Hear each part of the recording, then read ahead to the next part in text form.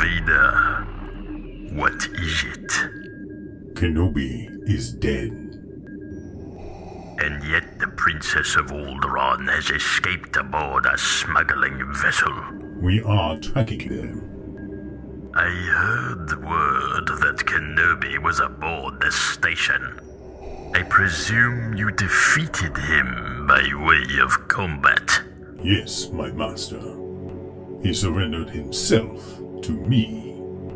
But he dematerialized in a way that I cannot explain. Legends tell of the Jedi Knights of old becoming one with the Force, transcending their physical form. The Order believed this to be impossible.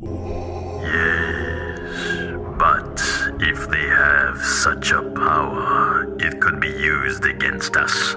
We must be vigilant, my friend, for it could mean there are aspects of the Force we cannot yet comprehend.